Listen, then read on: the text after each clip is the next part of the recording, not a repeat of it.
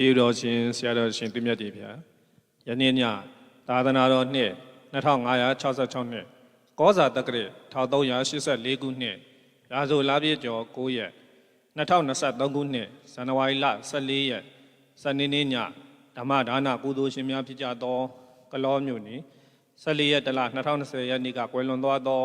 မနန်းလင်းခန့်ခချူချူအားယေစုကြီးဥတင်မဦးဒေါ်နန်းမြတ်အိမ်ကျန်ရည်သူမိသားစု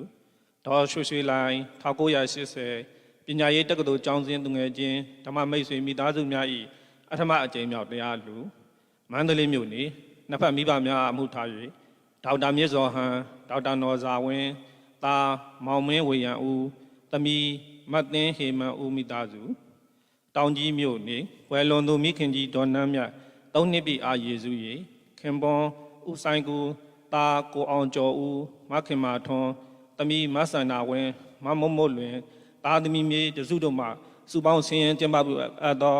အွန်လိုင်းဓမ္မသဘင်နှင့်ဆက်လျင်၍ကျေးတော်ရှင်ပမောက္ခချုပ်ဆရာတော်ဘုရားကြီးမှတရားဒေသနာတော်များဟောကြားချီးမြှင့်ပေးသနာတော်မူပါယံဘုရားကြီးတော်ခြေတော်သို့ဥခ၍ရိုသေစွာလျှောက်ထားအပ်ပါသည်ဗျာ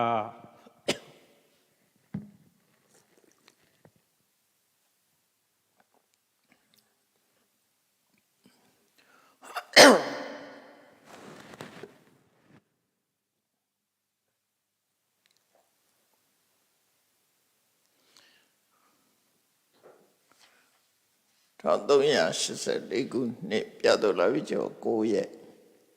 2023ခုနှစ်ဇန်နဝါရီလ14ရက်စနေနေ့၌အွန်လိုင်းမှာဟောကြားအပ်သော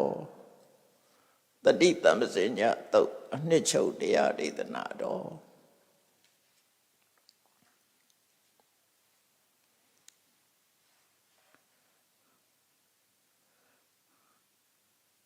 တန်ရုပ်ပါဠိတော်မှာမြတ်စွာဘုရားဟောတာလေပြောမယ်ဆိုလို့ရှိရင်တော့မဟာတတိပဋ္ဌာန်သုတ်ကိုအတူချုပ်ပြီးတော့ဟောထားတဲ့ဒီသုတ်တန်တစ်ခုပဲမဟာတတိပဋ္ဌာန်သုတ်ကအကျယ်ဟောထားတာအဲ့ဒီမှာအတူချုပ်ပြီးတော့ဟောထားတာဆိုလိုတာကတတိနဲ့အတိနဲ့နေဖို့ဆိုတာ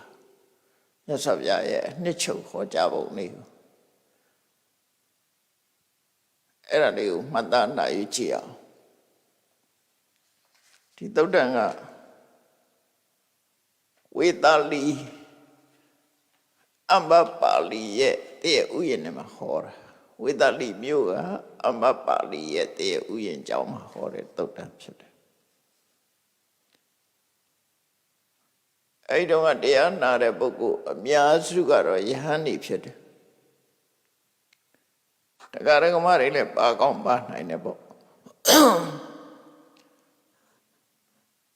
ဝိပဿနာလုပ်ငန်းစဉ်တရားနဲ့ပတ်သက်ပြီးတော့မြတ်စွာဘုရားဟောတာတကယ်အကျဉ်းလေးခက်ချင်းချင်းလေးဟောတာတတိနဲ့နေပုံအတိတရားနဲ့နေပုံတတိနဲ့အတိပညာဒီနှစ်ခုတွဲဖက်ပြီးတော့ဖော်ပြထားတဲ့သုတ်တာဘာဖြစ်လို့တတိနဲ့ပညာကအမြဲတမ်းတွဲဖက်နေတာစာပေကျမ်းကမှာတစ်ခါတတိနေပက်ကံဆိုတဲ့စကားလုံးကိုသုံးတာရှိတယ်တတိကတတိနေပက်ကကပညာရှင်းကျက်တဲ့အသိပညာအဲ့တော့မြန်မာတွေမှာလည်းသုံးကြတယ်တတိနဲ့အသိဆိုအဲ့ဒါနှစ်ခုတစ်ခုနဲ့တစ်ခုမတူဘူးနော်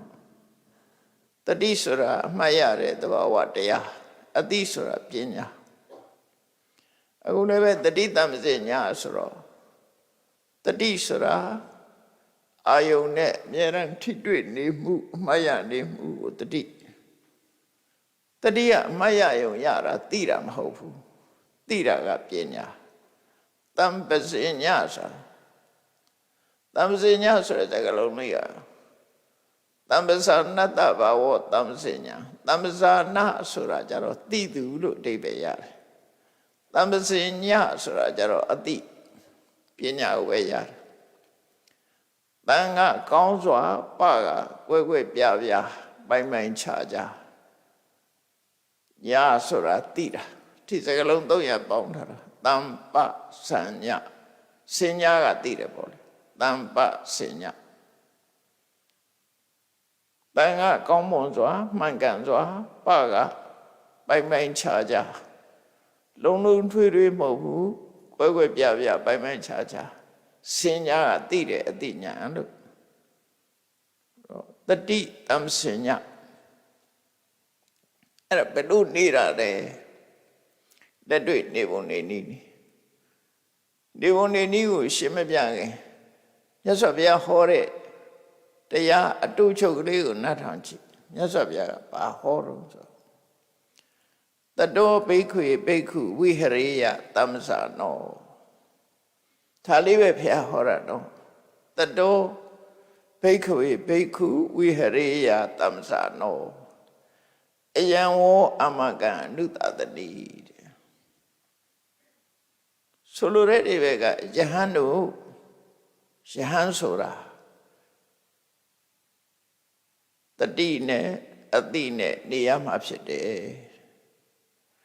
အယံဝောအမကအနုတတတိဒါမင်းတို့အတွက်ငါရဲ့ဆုံးမလမ်းညွှန်ချက်ပဲဖြစ်တယ်ဒါလေးပဲဟောတာဗျာနော်အချင်းချုပ်လေးကဒါလေးပဲယဟန်ဆိုတဲ့နေရာမှာဘိက္ခုတွေပြောရလားလို့ဆိုမဟုတ်ဘူးဝိပဿနာတရားထုတ်တဲ့ယောဂီတွေအလုံးနဲ့သက်ဆိုင်တယ်မြို့သားဖြစ်စေမြို့သမီးဖြစ်စေတန်တရားဘေးကိုကြောက်ရွံ့ပြီးတော့တန်တရားကလွတ်ဖို့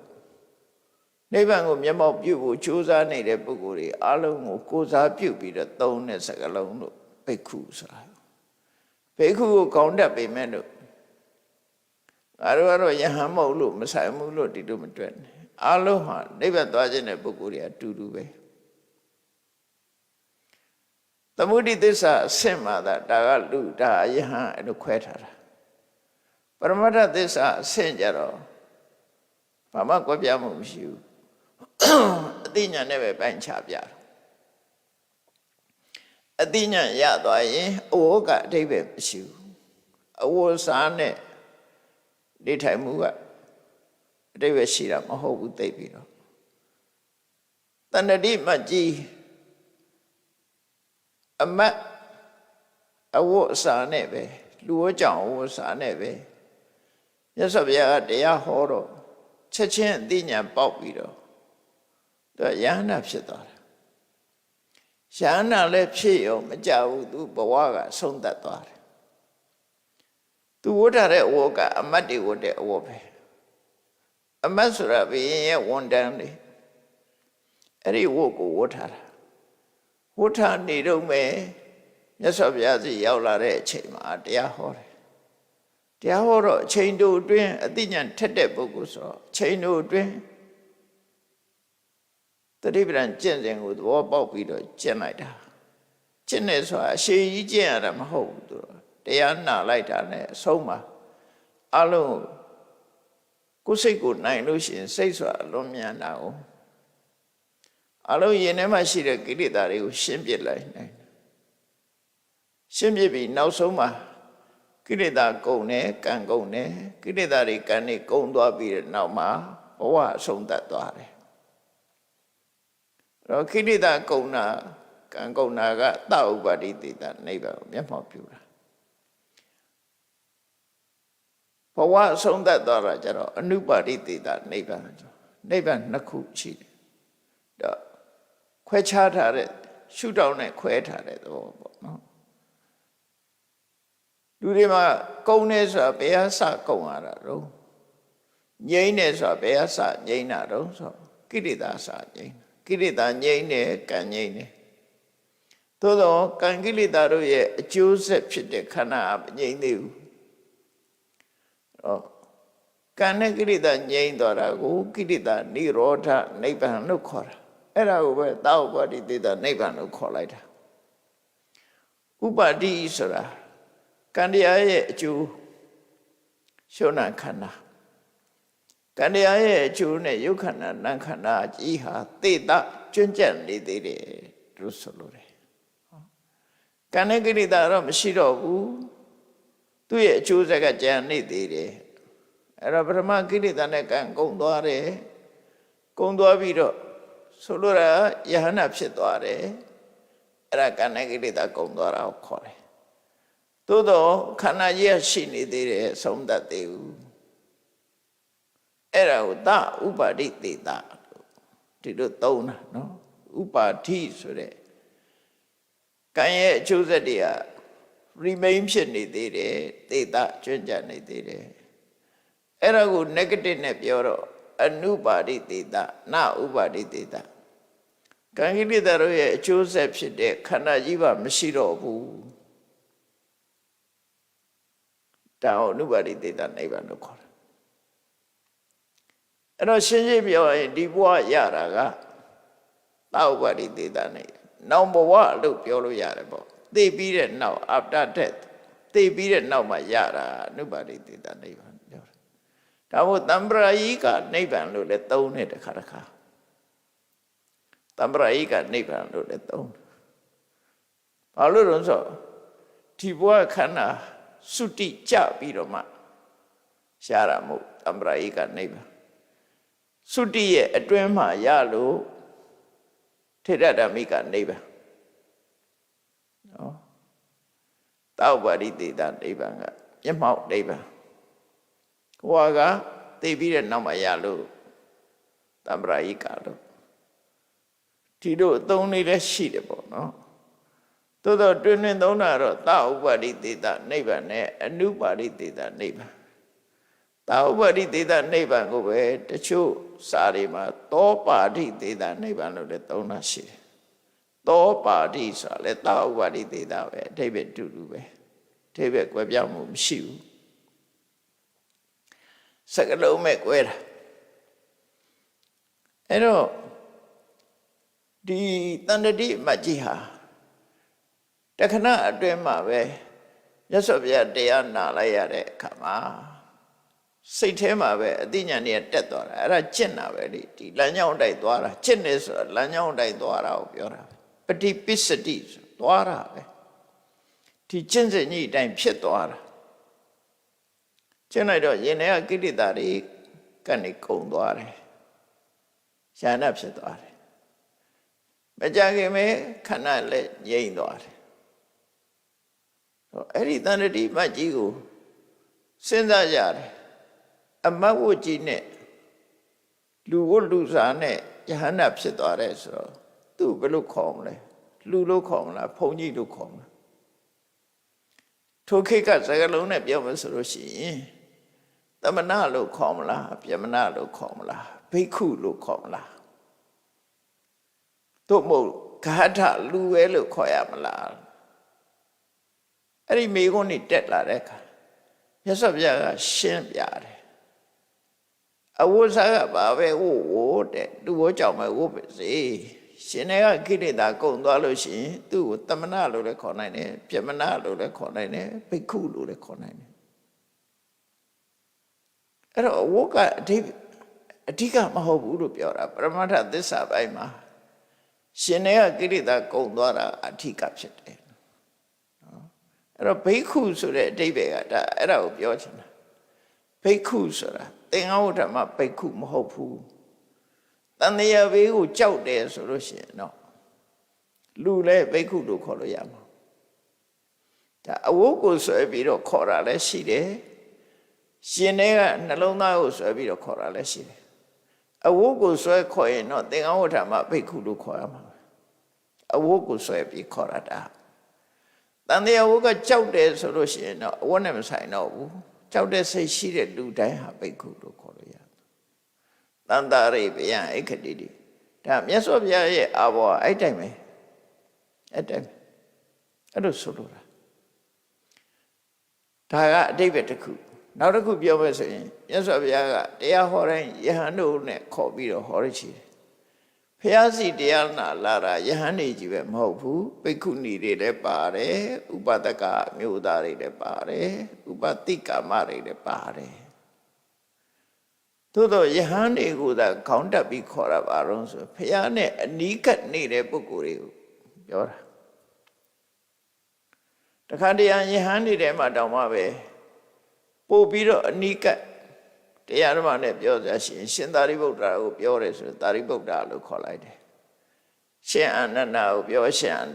နန္ဒာလို့ခေါ်တယ်ကျန်တဲ့ယဟန်นี่မရှိဘူးမဟုတ်ရှိတယ်နော်အတိပ္ပယ်အဲ့လိုရှိတယ်ပေါ့အလုံးတွေဟောတာဒါကြောင့်မို့အထက်ကရာဆရာတွေကြတော့သူကမှတ်ချက်ပဲလို့ပေးထားတော့စတုပရိသသာဒရဏပကဝတောဓမ္မဒေသနာတဲ့မြတ်စွာဘုရားဟောပြောတဲ့တရားဟာပရိသတ်လေးပါးနဲ့သက်ဆိုင်ပါတယ်ဘိက္ခုတွေမဟုတ်ဘူးဘိက္ခုဘိက္ခုနီဥပဒကဥပတိကအလုံးအတွက်ဟောတာလို့ပြောတာသို့တော့အနိကရှိတဲ့ပုဂ္ဂိုလ်ခေါင်းတက်ပြီးပြောလိုက်တာလို့ဆိုလို့ပေါ့နော်အဲ့လိုမှတ်တဲ့အဲကြောင့်မို့ဒီမှာဟောတယ်ဆိုလိုရင်းကဘိက္ခုဘိက္ခုကိုဖြုတ်လိုက်ရင်တတောဝိဟရေယတပ္ပဇာတော်ဘသူပဲဖြစ်ဖြစ်အလုံးဟာတတိရှိရှိအသိဉာဏ်ရှိရှိနေတဲ့နေရမှာဖြစ်တယ်ဘဝမှာနေတဲ့အခါမှာတတိနဲ့အသိနဲ့နေပါအယံဝအမကအနုတတနိဒါငါရဲ့ဆုံးမသွန်သင်ချက်ပဲဒါဘုရားစကားပဲအသိနဲ့တတိနဲ့အသိနဲ့နေဘာဖြစ်လို့လို့ဆိုတဲ့အခါမှာတတိရှိမှပညာဆိုတာဖြစ်တယ်ပညာရှိမှလည်းတတိကကောင်းတယ်သူတို့နှစ်ခုကအပြန်အလှန်ချိတ်ဆက်ထားတာနာဟိတတိဝိရိတတပညာနာမအဋ္ဌိတို့စာပေကျမ်းကမှလို့ဆိုတယ်တတိကင်းနေတဲ့ပုဂ္ဂိုလ်မှာအသိပညာဖြစ်တယ်ဆိုတာဘယ်တော့မှမရှိ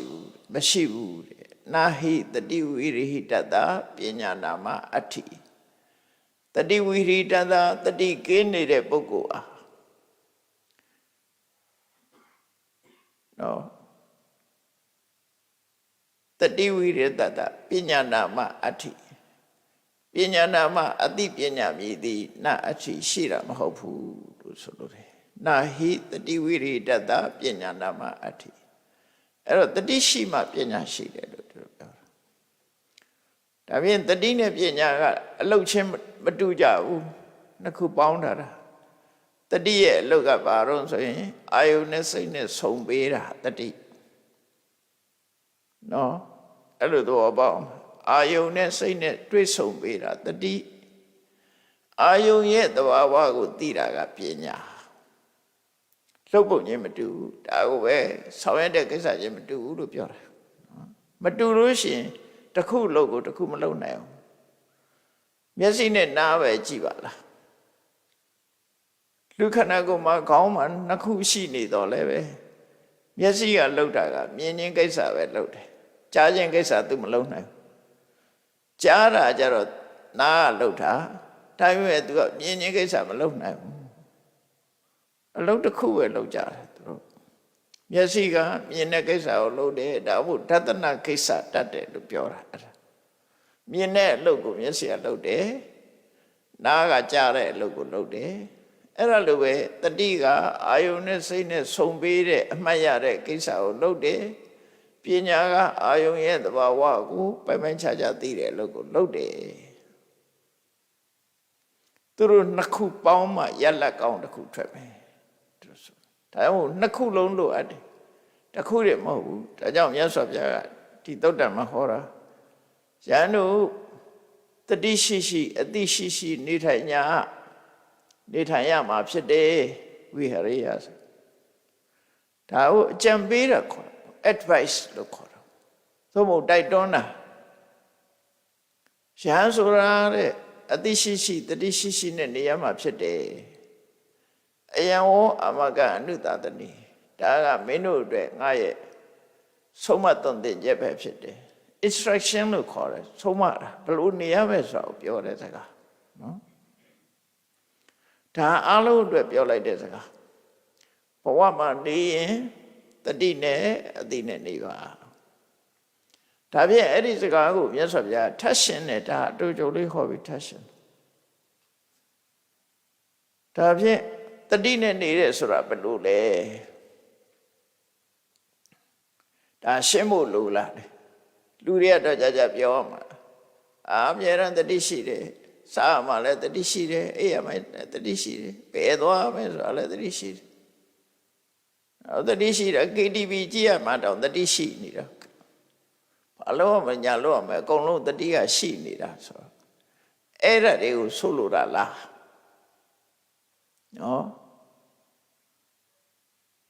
တမန်အလုံးတွေနဲ့ပတ်သက်ပြီးတတိရှိနေတာကိုဆိုလိုတာလားဆိုအဲ့လိုမဟုတ်ဘူးအဲ့ဆိုနိဗ္ဗာန်သွားတဲ့ပုဂ္ဂိုလ်တတိရှိနေရမှာဘယ်မှာရှိရမှာတော့ဆိုတဲ့ခါကျတော့မဟာသရိပဋ္ဌာန်တုတ်မှာလာတဲ့အတိုင်းပဲကထင်းစဘိက္ခွေဘိက္ခုတတောဟောတိဘယ်လိုလုပ်ပြီးတော့တတိရှိတာလဲတဲ့ယန္တော်ဘာသူ့ဘုယောဂီပုဂ္ဂိုလ်တယောက်ဟာဘယ်လိုလုပ်တတိရှိတာလဲဆိုတတိရှိပုံလေးကိုပြောပြဣဒဘိက္ခွေဘိက္ခုကာယေကာယ ानु ပတိဝေရတိအာတဝိတံဇာနောတတိမဝိနိယလောကေဘဝမှာအလုံးခြုံကြည့်လိုက်လို့ရှင်အခြားတတိရှိနေတာဘာမှတန်ဖို့မရှိလာဘူးအများကြီးတန်ဖို့မရှိဘူးရိုးရိုးလေးပဲစားဖို့ရတတိရှိနေတယ်သွားဖို့ရတတိရှိနေတယ်လှုပ်ဖို့တတိရှိနေတယ်အဲ့ဒီတတိတွေရှိနေအဲ့ဒီတတိတွေကဘဝမှာ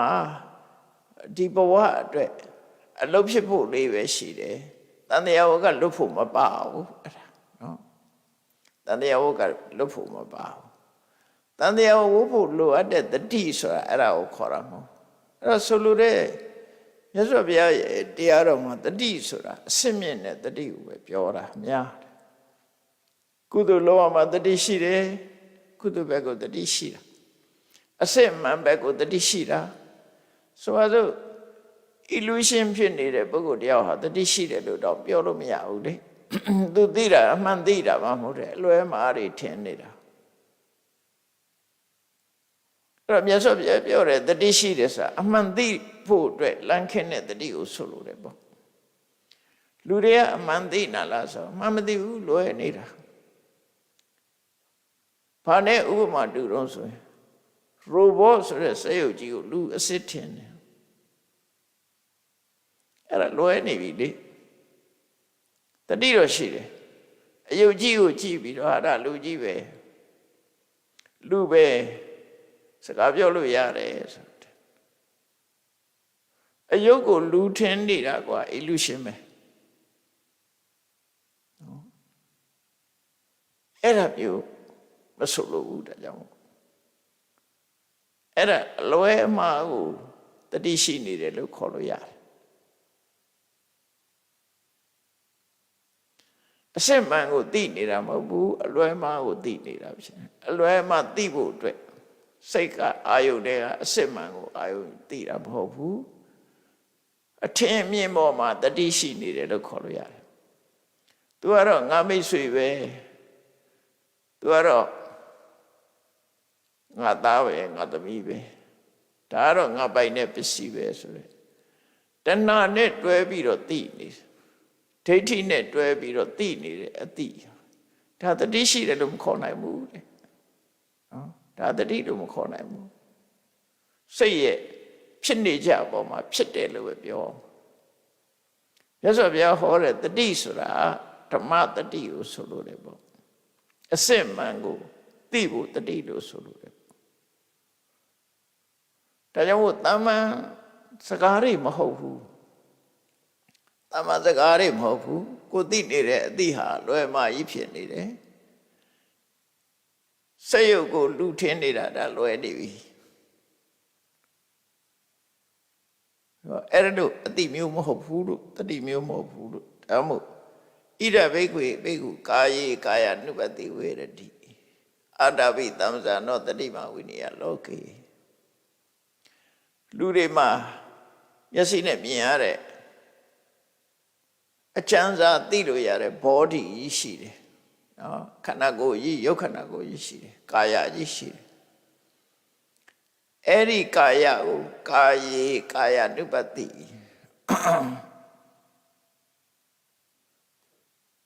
ကာယကို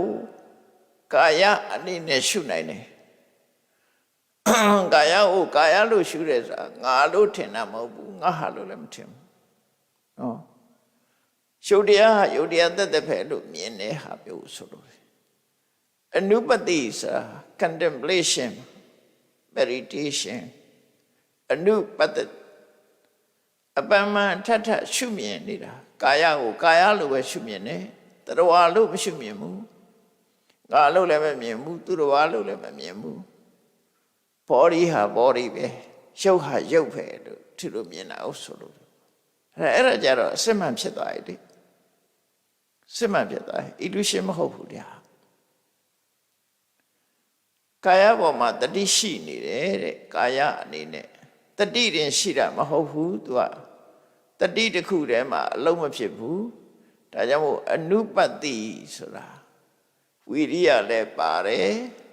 သမာဓိလည်းပါတယ်အနုဆိုတာအကျဉ်းချင်းအထက်ထက်သို့မဟုတ်သဘာဝအားလျော်စွာပတ္တိမြင်တာကာယကိုကာယလို့မြင်တာသူမြင်လာတာမဟုတ်ဘူးကြိုးစားလို့မြင်တာ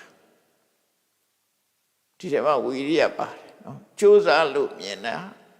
တတိရှိလို့မြင်တာနော်စိတ်ကူး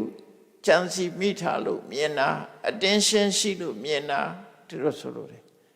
ကာယကာယေကာယ ानु ပတ္တိဝိဟရတိအဲ့ဒါပဲအဓိကအချက်၃ချက်ကိုတော့မြတ်စွာဘုရားထည့်ဟောလိုက်တယ်မြင်အောင်ကသူ့ဟာသူမြင်မှာမဟုတ်ဘူးကာယကိုကာယလို့မြင်ဖို့ဆိုတာသူ့ဟာသူမြင်မှာမဟုတ်ဘူးဒါကြောင့်မို့အတ္တပိမမြင်အောင်ကြိုးစားမယ်လုံလဝိရိယအတ္တပဆိုတဲ့လုံလဝိရိယအပူတပြင်းကြိုးစားအထုတ်တယ်စေးလေမဟုတ်ဘူးအတ္တပဆိုပြင်းတဲ့စိတ်တွေကိုလောင်မြိုက်ပြစ်ပြီးတော့ကြီးမားတဲ့လုံလဝိရိယကိုအတ္တပလို့ခေါ်တယ်အတ္တပိဆိုလုံလရှိသူကာယကိုကာယလို့ရှုနေတဲ့ပုဂ္ဂိုလ်ဟာအတ္တပိပြင်းထန်ကြိုးစားအထုံမှုရှိတယ်တတိမှာတတိကောင်းတယ်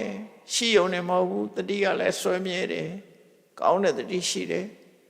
တမ္ပဇာနောခွဲခွဲခြားခြားကွဲကွဲပြားပြားသိတယ်အသိဉာဏ်ရှိတယ်တော့ဒါတွေကမြတ်စွာဘုရားဟောပုံကနော်ပုဂ္ဂိုလ်အနေနဲ့ဟောလိုက်တာဒါကိုပုဂ္ဂလာဋိဋ္ဌာနာလို့ခေါ်တယ်ပုဂ္ဂိုလ်ဆိုပြီးဟောတာဘာလို့ကာယေကာယ၌ကာယ ानु ပတ္တိကာယဟုရှုလေရှိသောသူသည်အတ္တပိရှုဖို့အတွက်ကြိုးစားအထောက်နေတဲ့သူသည်တတော်တတိမှာတတိရှိသောသူသည်တမ္ပဇာနောစဉ္ကြတုံတရားရှိသောသူသည်ဟုတ်တော်ဟာဖြစ်၍ဝိရတိနေ၏လို့ဒီလိုပြောလို့တာ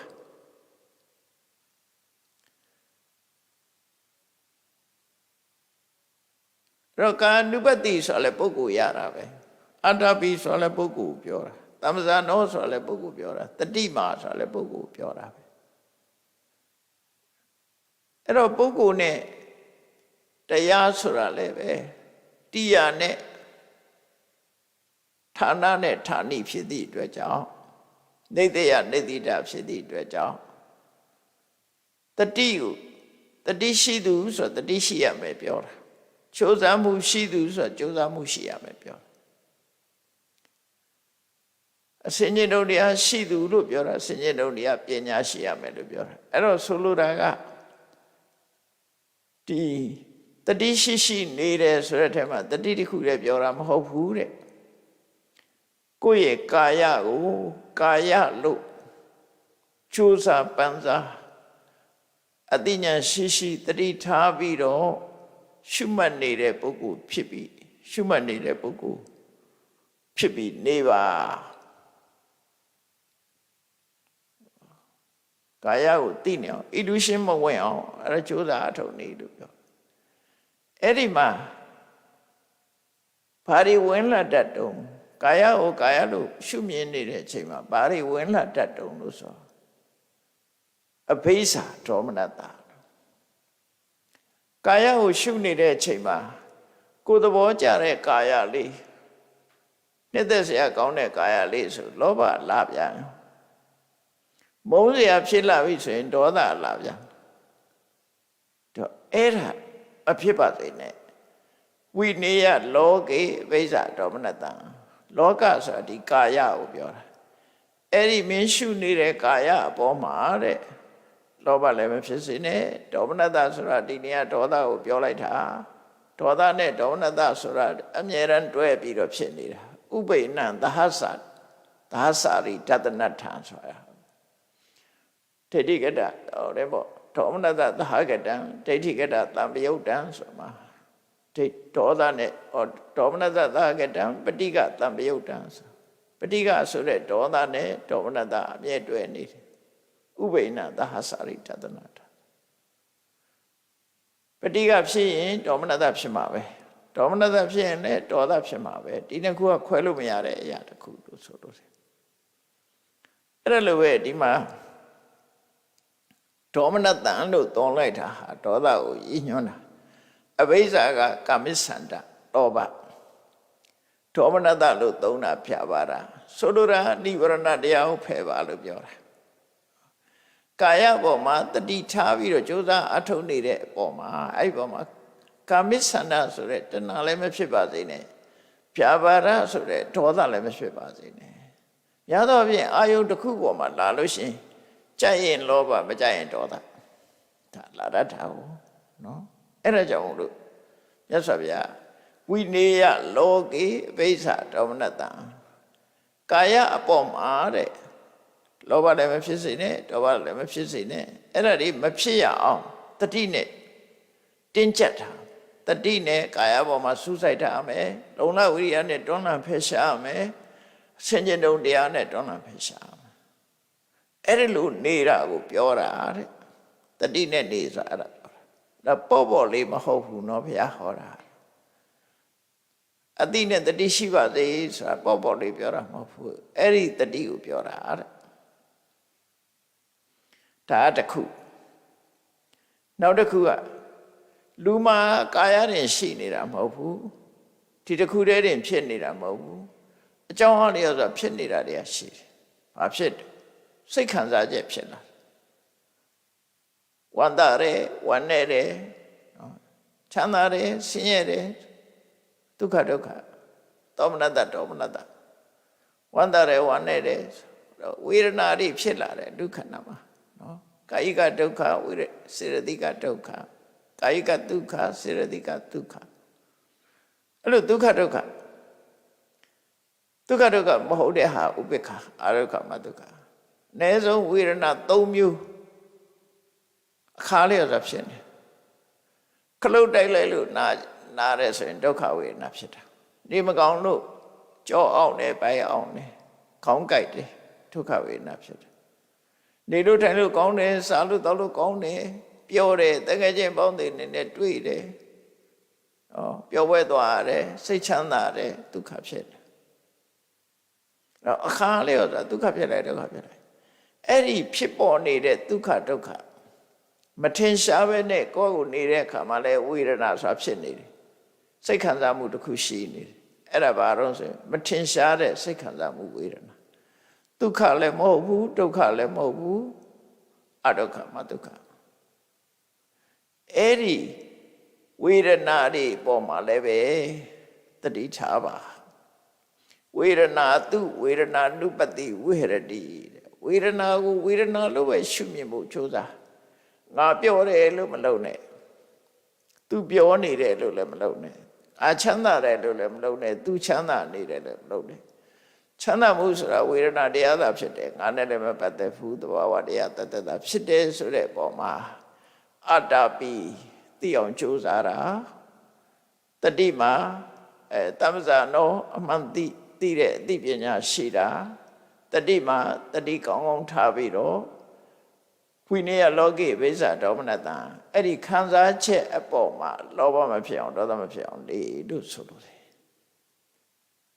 ခုနကိုယ်ကာယအပေါ်မှာလောဘမဖြစ်အောင်ဒေါသမဖြစ်အောင်တတိဝိရိယအတိနဲ့နေပါအဲ့တော့တတိပဋ္ဌာန်တရား၄ပါးဆိုတာအဲ့ဒါပြောတာနောက်တစ်ခုကစိတ်တေစိတ်တနုပတိဝိဟရတိအတ္တပိသမ္ပဇာနော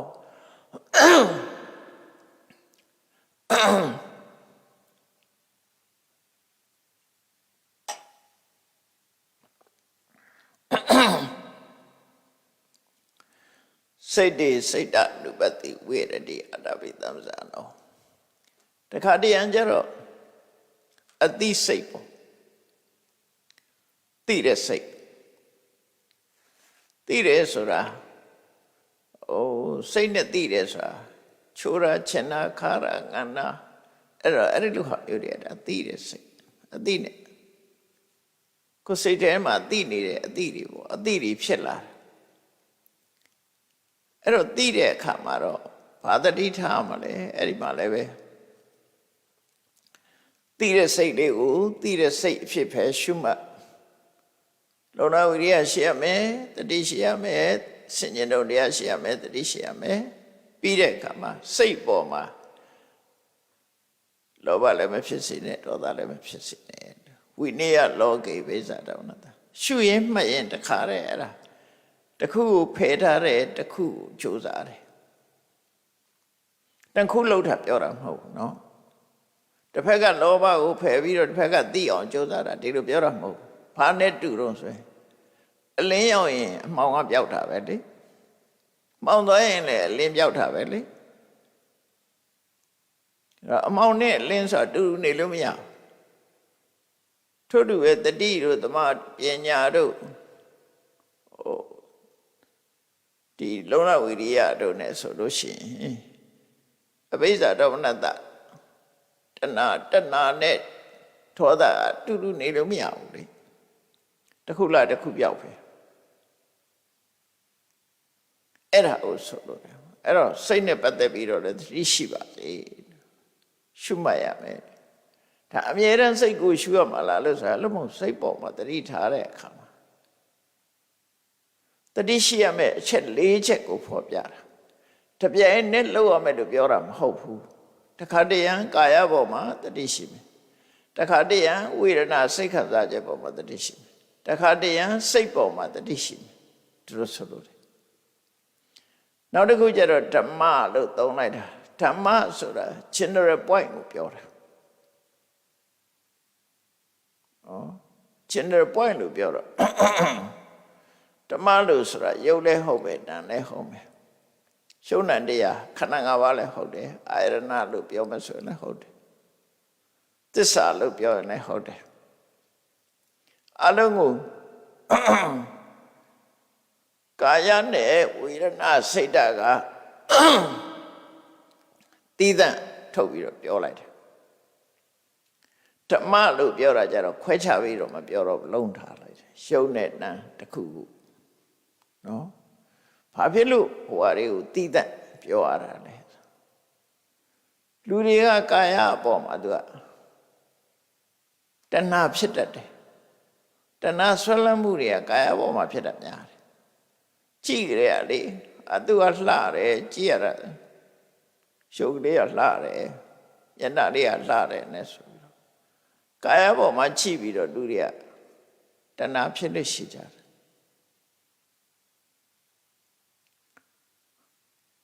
သူ့ဘတင့်တယ်တယ်လို့စိတ်ကထင်လာအဲ့ဒီထင်မြင်ကိုဖျောက်ဖို့လည်းပါတယ်ပေါ့နော်အဲ့ဒါထင်ဖျောက်ဖို့ဝေဒနာကြတော့လူတွေကစိတ်ကစားမှုတွေကိုချမ်းသာတယ်လို့ထင်ကြတယ်ပြောကြတယ်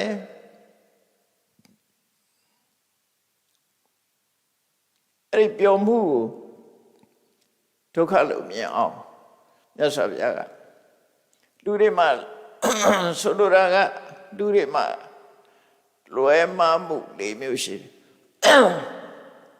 လွယ်မှားနေတာ၄မျိုးရှိတယ်ဝိပ္ပန္နတလို့ခေါ်တယ်ဝိပ္ပန္နတကလွယ်မှားမှု၄ရပ်တကယ်မတင့်တယ်တဲ့ကာယကိုတင့်တယ်တယ်လို့ထင်တာအတုဝေတုပအဲ့လွယ်မှားမှုတစ်ခုရှိတယ်မတင့်တယ်တာကိုတင့်တယ်တယ်လို့ပြင်တယ်ပါပါရှင် hallucination ပေါ့အဲ့လိုလွယ်မှားဆိုတာသိနေတာအဲ့ဒါကိုပျောက်ဖို့ကာယကိုရှုခိုင်းတာဗျာ အဲ့ဒီဝိပ္ပန္နတာကိုဖယ်ဖို့ကာယ ानु ပတနာကိုခေါ်တာဒီရွယ်ချက်မရှိဘဲနဲ့ကမ္မထံပေးတာမဟုတ်ဘူးမြတ်စွာဘုရားဆေးပေးတဲ့သမားတော်တို့ပဲခန္ဓာကိုယ်ထဲမှာဖြစ်နေတဲ့ယောဂဝေဒနာတွေနဲ့အလိုက်ပျောက်ဖို့အတွက်ဆေးရဟိုဆေးလေးပေးတယ်ဒီဆေးပေးတယ်ဒါအဲ့တော့ကာယ ानु ပတိဝိဟရတိကာယ ानु ပတနာကမ္မထံဆိုတာဘယ်အတွက်ဆေးပေးတာတော့ဆိုအတုဝကိုမတင်တယ်တာကိုတင်တယ်တယ်လို့ထင်ပြီးတော့လွဲမှားစွာမြင်နေတဲ့အမြင်ကိုဖြောင်းနိုင်ဖို့အတွက်အဲ့ဒါပေးတာဒါဆေးတစ်ခွက်ဝေဒနာသူဝေဒနာနုပတိကြတော့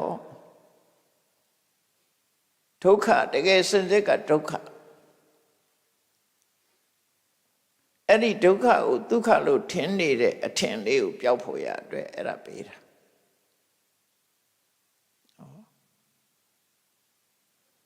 နောက်တစ်ခုက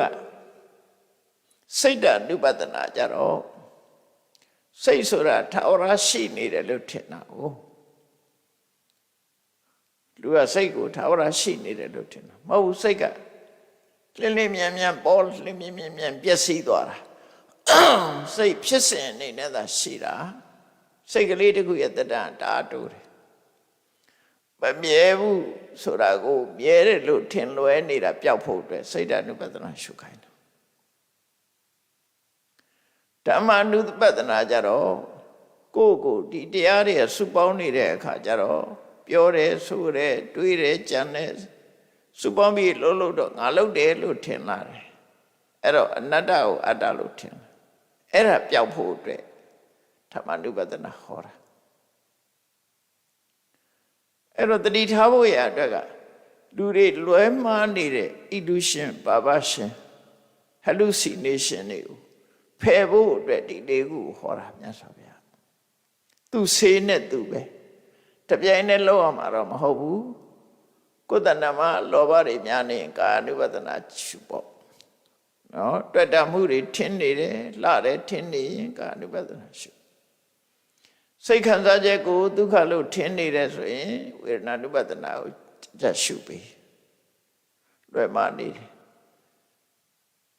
မြဲတယ်လို့စိတ်ကထင်နေတယ်အနိစ္စသဘောမပေါ်ဘူးဆိုရင်စိတ်ဓာတ် ानु ပတနာကိုရှုကိုအတ္တငါလုံနိုင်တယ်ငါဆိုတာရှိတယ်လို့သို့မဟုတ်ခန္ဓာကိုယ်ပေါ်မှာဆွဲမိနေတဲ့အရာရှိတယ်လို့သူတို့ထင်နေလို့ရှိရင်ဓမ္မ ानु ပတနာကိုရှုလို့သူတို့ဆိုလို့တယ်ပေါ့အဲ့ဒါကြောင့်မို့လို့တတိပဋ္ဌာန်တရား၄ပါးကိုဟောတယ်လို့သူတို့ဆိုတယ်အဲ့တော့မဟာတတိပဋ္ဌာန်သုတ်အနှစ်ချုပ်ကိုအကျဉ်းကြီးထပ်နာလိုက်ရင်လည်းဒီအဓိပ္ပာယ်တွေရှင်းထားပြီးသားရှိတယ်ပေါ့နော်အဲ့လိုမြတ်စွာဘုရားကဒီတတိပဋ္ဌာန်တရားနဲ့ပတ်သက်ပြီးဓမ္မေတုဓမ္မ ानु ပတိဝိဟရတိအာတပိသံဇာနောတတိမဝိနည်းလောကေဘိစ္ဆာထောပတ္တအဲ့တော့တတိနဲ့နေရမယ့်အချက်၄ချက်အာယုံ၄မျိုးကိုခွဲပြီးတော့ဟောတာအာယုံ၄မျိုးကိုခွဲဟောခြင်းသည်ရွယ်ချက်၄ခုရှိတယ်လူတွေရဲ့တဏ္ဍာမှာဖြစ်ပေါ်နေတဲ့အတုပကိုမတင်တယ်တာကိုတင်တယ်လို့ထင်နေတယ်မမြဲတာဒုက္ခကိုဒုက္ခလို့ထင်နေတယ်အနိစ္စကိုနိစ္စလို့ထင်နေတယ်အနတ္တကိုအတ္တလို့ထင်နေတယ်အဲ့ဒီတွဲမှားတဲ့အထင်တွေအတွက်ဒါပျောက်စေနိုင်တဲ့ဆေးတစ်ခွက်ပေးတဲ့သဘောပဲအဲ့နဲ့ဖြောင်းအောင်မယ်ဒါတတိထားနေဖို့ဆိုတာလေးကိုဟောတာနော်ဧဝံခောဘေကုဧဘေကုတတောဟောတိအခုလို့နေတာကိုငါတတိရှိရှိနေတယ်လို့ပြောတာတဲ့ဒါပြတ်စွာဘုရားသူရှင်းပြတယ်ပြပြီးတော့နောက်တစ်ပိုင်းကပါတော့ကထင်းဇဘေကုဧဘေကုသံပဇာနောဟောတိစဉ္ညတုံတရားနဲ့နေတယ်အတိနဲ့နေတယ်ဆိုတာပါပြောတာလေတဲ့အတိနဲ့နေဖို့ရအတွက်မြတ်စွာဘုရားချက်9ချက်ဟောထားတယ်နော်9ချက်ဟောထားတယ်လူတွေရဲ့ကိုယ်ကာယရဲ့လှုပ်ရှားမှုတွေနဲ့ပတ်သက်တဲ့ဒါကြတော့လူတွေဟာလှုပ်ရှားတဲ့အခါအမတ်တမဲ့နေကြတာမို့တတိနဲ့လှုပ်ရှားဖို့တဲ့မော့ပညာဆင်ញင်နဲ့လှုပ်ရှားဖို့ အဲ့ဒါကိုဟောတာသမ္ပဇာနာဆိုတာသိဉာဏ်ရှိရမယ်ဆိုဘယ်လိုရှိရမှာလဲသိဉာဏ်ရှိပုံရှိနည်းကတော့ဒီအသိဉာဏ်ကို၄မျိုးခွဲလိုက်တယ်အဲ့ဒီမှာဒါကြတော့အထက်ကရာတွေကရှင်းပြတာဖြစ်တယ်မြတ်စွာဘုရားဟောတဲ့အသိရှိရမယ်အချက်9ချက်ကဘာတော့အဲ့ဒါလေးကိုအကျဉ်းချုပ်တစ်ခါပြောကြည့်မယ်9ချက်ကဘာတော့ဆိုရင်ရှေ့လန်းနာနောက်ဆုတ်တာကိုယ့်ရဲ့လှုပ်ရှားမှုဘုပ္ပမဲ့ပေါ့နော်ခန္ဓာကိုယ်လှုပ်ရှားမှုနဲ့ပတ်သက်တယ်ရှေ့ခြေလန်းနာနောက်ပြန်ဆုတ်တာသွားတာနောက်ဆုတ်တာရှေ့တိုးတာနောက်ဆုတ်တာအဲ့ဒါနဲ့ပတ်သက်ပြီးတော့လည်းပဲအတိတရားရှိပါစေအဲ့တော့အတိတရားရှိပါလို့ပဲပြောတယ်တတိကလည်းဒီထဲမှာခုနကရှေ့ကခြားထားပြီးသားဆိုတော့ကာယကလွတ်တာမရှိတော့တတိကတော့ရှိရမယ်ဒါကြတော့ရှစ်တိုးနောက်ဆုံးလောက်တာအမှတ်တမဲ့မလုံးနဲ့စင်ကြယ်ရုံတရားနဲ့လုံးလို့ပြောတာတတိရှိပြီးတဲ့နောက်အတိပေါ်ဖို့ရမြတ်စွာဘုရားပြောတာနောက်ဒုတိယအချက်ကတော့အလောကိတိဝိလောကိတိမျက်စိနဲ့ကြည့်တဲ့အခါတဲ့ကြည့်တာကိုအလောကိတမျက်စိလေးနဲ့စောင်းကြည့်တာလေးကြတော့ဝိလောကိတနော်တဲ့ရှစ်တဲ့ကြည့်တာတစ်ခုမျက်စိလေးစောင်းပြီးတော့ကြည့်တာတစ်ခုကျန်တာတွေတော့မပါဘူးပေါ့ကြည့်တာမပါဘူးငုံကြည့်တာမပါဘူးဘာလို့လဲဆိုတော့ဒါယောဂီပုဂ္ဂိုလ်အနေနဲ့ဟောလို့ဆိုလိုတာတော့ကြည့်တာမှန်သမျှပဲတတိရှိပေါ့ဒီလိုဆိုပညာရှိရမယ်စဉ္ဉ္တုံတရားနဲ့ကြည့်ရအဲ့တော့ရှေ့လန်းတာဖြစ်စေနောက်ဆုတ်တာဖြစ်စေအသိပညာရှိရမယ်အသိပညာနဲ့လုပ်ရမယ်ရှေ့တိုးနောက်ဆုတ်ကိုအသိပညာနဲ့လုပ်ရမယ်ရှေ့လန်းနောက်ဆုတ်အသိပညာနဲ့လုပ်နော်ကြည်တာရှုတာအသိပညာနဲ့လုပ်လက်ကွေးခြေဆန့်လှုပ်တာအသိပညာနဲ့လုပ်နောက်တစ်ချက်ကနောက်တစ်ခုကသံဃာတိပတ္တစီဝရတာနေလူတွေရောဆိုင်အောင်ပြောပါဆိုရင်တော့ကိုဝတ်တဲ့အဝတ်အိုးခွဲပကံစားတဲ့ခွဲပကံဝတ်တဲ့အဝတ်ဝတ်တဲ့အခါမှာပကံခွဲရောက်ကင်တဲ့အခါမှာတတိရှိပါစေနော်တတိရှိရမယ်ဟောပညာရှိရမယ်စဉ္ဉ္တုံတရားနဲ့လုပ်အောင်နောက်တစ်ခုကအတိတိပိတိခာယိတိတာယိတိစားတာပဲဖြစ်စေရေတောက်တာပဲဖြစ်စေမုံဝါတာပဲဖြစ်စေရစားရတာလို့ပြားရရတာပဲဖြစ်စေအဲ့မှာလည်းပဲအသိပညာရှိပါစေနောက်တစ်ခုကဥစ္စာရပတ္တဝါကံပဲအိမ်သာတက်တယ်ပေါ့ကြမ်းမရေးသွားတယ်ပေါ့ကျင်းကျင်ငယ်စွန်းနေဥစ္စာရပတ္တဝါအဲ့မှာလည်းပဲပညာရှိပါစေမှန်တိုင်းသိအောင်လုပ်ပါပညာဆိုတာမှန်တိုင်းသိတာနော်မှန်တိုင်းသိပါစေနောက်တစ်ခုကတော့ကတိထိတိနိသိနေလမ်းလျှောက်နေတာလားမတည့်ရနေတာလားထိုင်နေတာလားဘာပဲလုပ်လို့အသိပညာနဲ့လုပ်ပါနောက်သုတ်တိသာဂရိတိအိတ်တဲ့အခါမှာနိုးလာတဲ့အခါမှာအိတ်တော့မယ်ဆိုတဲ့အချိန်မှာအိတ်ပျော်နေတယ်အိတ်ပျော်သွားဖို့အိတ်ရတဲ့ဝင်တဲ့အချိန်မှာဖြစ်စေနိုးလာတဲ့အချိန်မှာဖြစ်စေတတိရှိပါဘာတိတိတုံနိဘာဝေစကားပြောတဲ့အခါမှာသို့မဟုတ်တိတ်တိတ်ကလေးနေတဲ့အခါမှာတိတ်တိတ်နေတာတောင်မှပဲအသိပညာနဲ့တိတ်တိတ်နေရမယ်လို့ပြောတာတောင်းတွေမြောက်တွေမဟုတ်ဘူးအသိနဲ့တိတ်တိတ်နေတာဘာလို့တိတ်တိတ်နေတာလဲဆိုတော့အဲ့ဒါလည်းပဲအလုံးပေါင်းလိုက်တဲ့အခါမှာလမ်းလျှောက်နေတာရက်နေတာထိုင်နေတာအိတ်နေတာနိုးလာတာစကားပြောတာတိတ်တိတ်ကလေးနေတာအဲ့ဒီချက်တွေမှာလည်းပဲအသိရှိပါစေတဲ့ဧဝံခောဘိကွေဘိကုသဗ္ဗဇာတကာရိဟောတိအဲ့လိုနေနိုင်ပြီဆိုလို့ရှိရင်ဒါသဗ္ဗဇာတကာရိကိုလုပ်တဲ့အလုပ်တွေကိုပညာနဲ့လုပ်ပါလို့ပြောတာနော်ပညာနဲ့လုပ်ပါအခုလုပ်တဲ့အလုပ်တွေအလုံးပညာနဲ့ပဲလုပ်ပါလို့ပြောတာဒါအလုံးကြည့်လိုက်ရင်အလုပ်တွေကြီးပဲလေရှေ့လန်းနဲ့နောက်ဆုတ်တယ်အလုပ်တစ်ခု မျက်စိနဲ့ကြည့်တယ်ရှုတယ်အလုပ်တစ်ခုလက်ကွေးတယ်ခြေဆက်တယ်အလုပ်တစ်ခုအဝတ်စားပြင်ဝတ်တယ်ဥခွဲပကံကိုင်တယ်အလုပ်တစ်ခု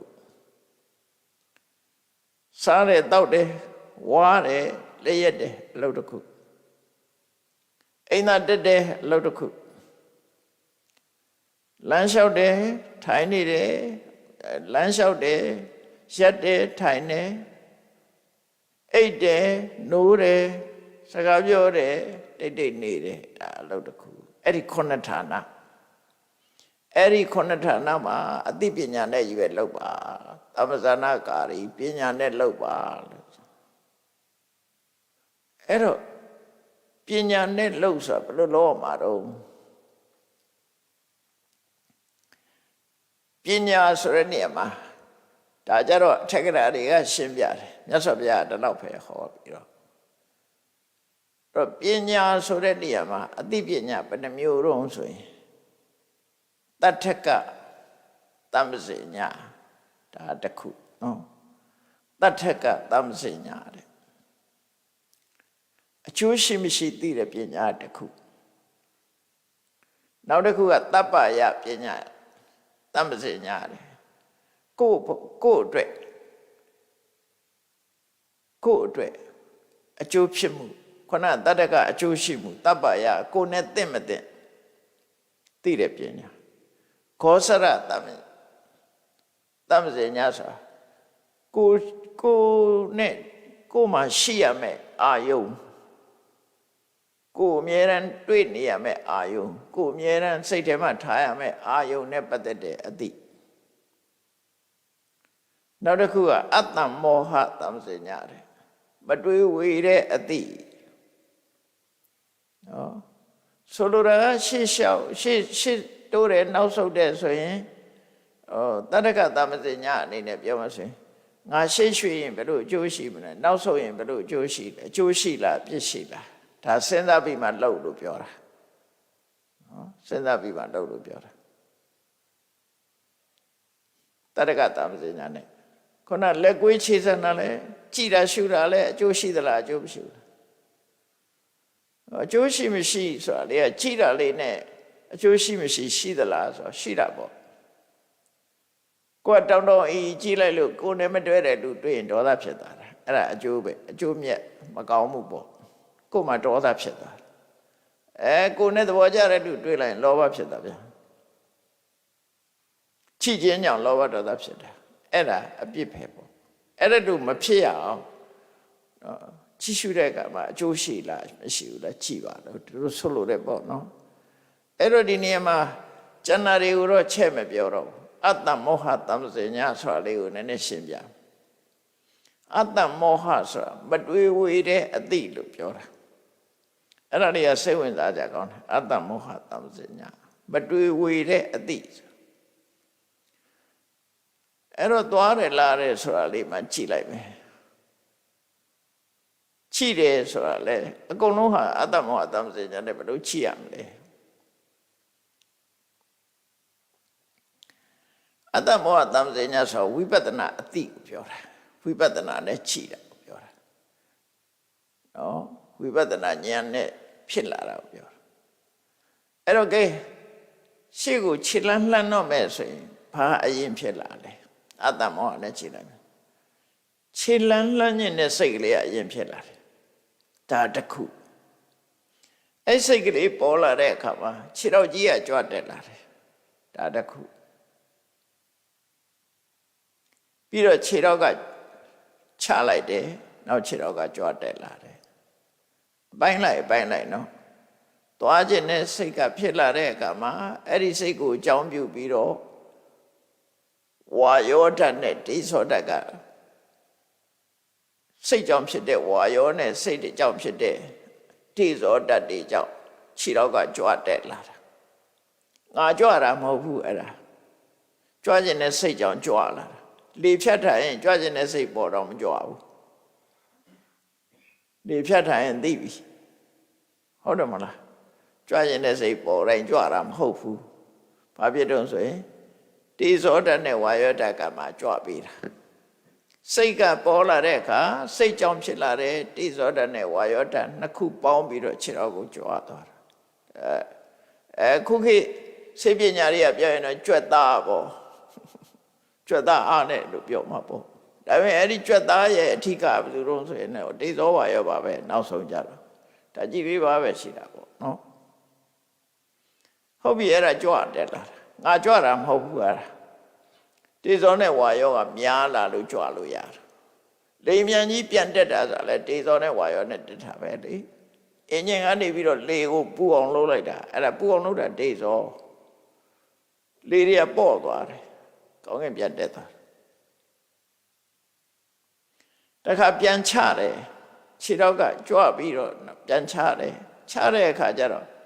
ပထဝီနဲ့အာဘောကများသွားပြီးတော့တိဇောနဲ့ဝါယောကယော့သွားပြန်ဒါနှစ်ခုတွဲပထဝီနဲ့အာဘောကတွဲတိဇောနဲ့ဝါယောကတွဲအဲ့တော့ပထဝီနဲ့အာဘောကအဆင်းအကျတိဇောနဲ့ဝါယောကအတက်လေနဲ့အပူကအတက်ရှည်နဲ့မြေကအဆင်းအဲ့တော့လန်သွားရဲဆိုတာစိတ်ကြောင့်ဖြစ်ပေါ်လာတဲ့နော်စိတ်ကြောင့်ဖြစ်ပေါ်လာတဲ့ဝါယောနဲ့တိဇောကမြင့်တက်လာပြီးတော့ပထဝီနဲ့အာဘောကနေကြသွားရင်အဲ့ဒါခြေတော်ကြွားတာပဲခြေတော်ချလိုက်တဲ့အခါမှာတော့ပထဝီနဲ့အာဘောကများလာပြီးတော့တိဇောနဲ့ဝါယောကနေသွားတယ်လေမြန်ကြီးအောက်ဆင်းပြီဆိုရင်လေကိုရိုးအောင်လုပ်လိုက်တာပဲလေအဲ့တော့ပဲမှန်တော့အဲ့ထင်မယ်ခြေတော်လှမ်းတာဘသူကလှမ်းနေတာလဲ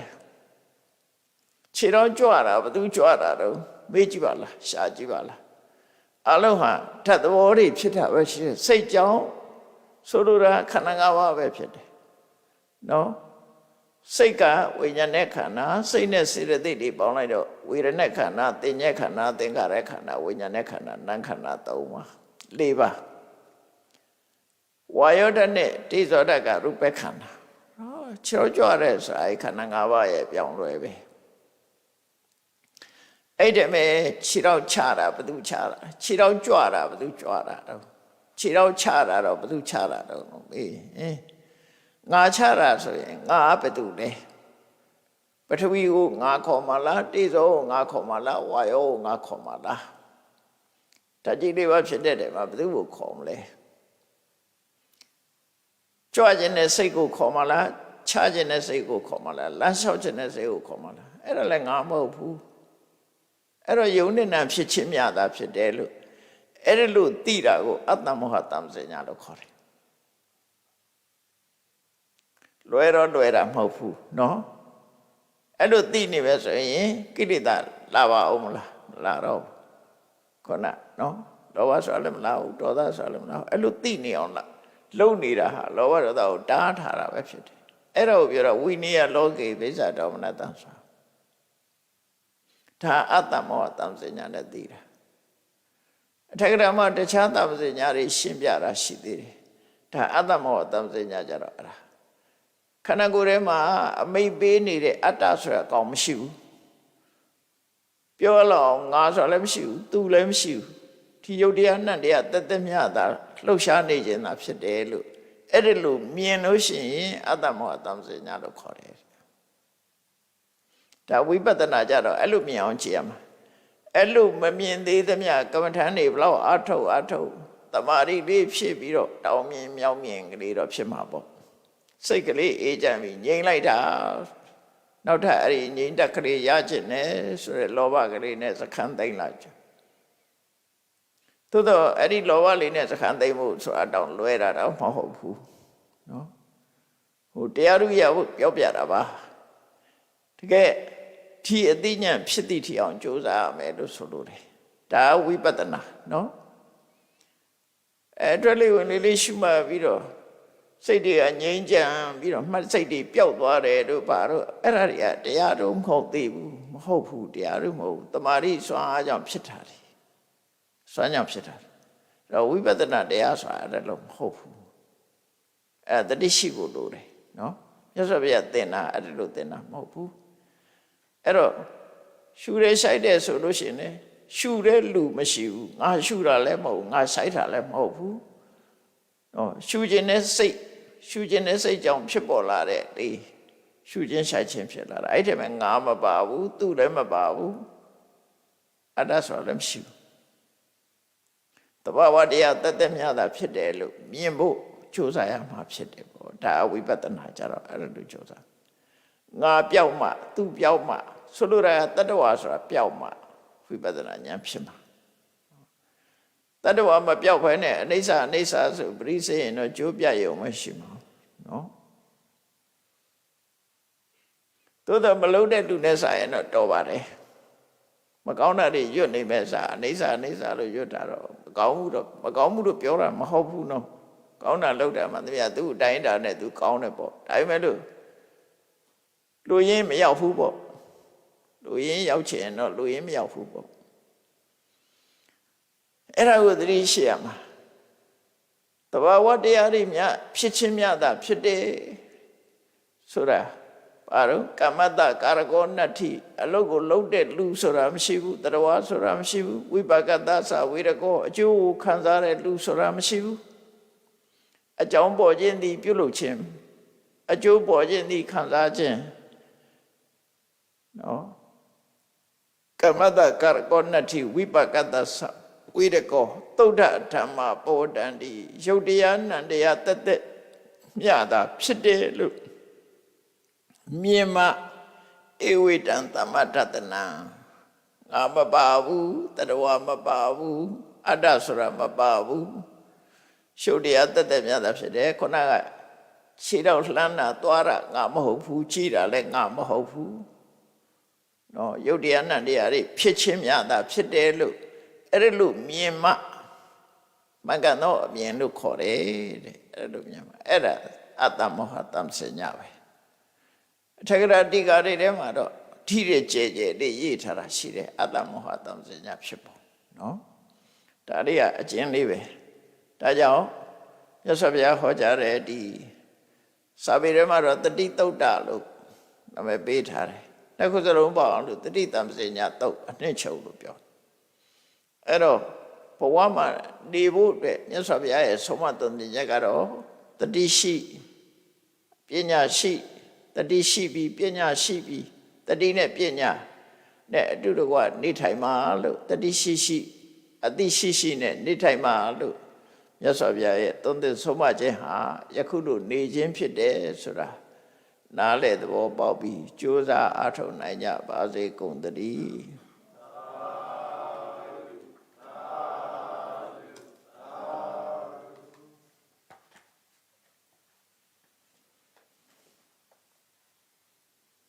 ရှိစေချရှင်ဖယားဖယားတပည့်တော်တို့သည်ဓမ္မအသိဉာဏ်ရရှိမှသာလျှင်နိဗ္ဗာန်ချမ်းသာကိုမျက်မှောက်ပြုနိုင်ပါသောကြောင့်ဓမ္မအသိဉာဏ်ရရှိစေရန်ရှိတန်ကြလျက်ဓမ္မတပင်ဆင်းကျင်ပါပြုလုပ်ကြ၍အဝတ္တဒါနဓမ္မဒါနတရားလှူတော်ကိုပေးလူကြပါကုန်၏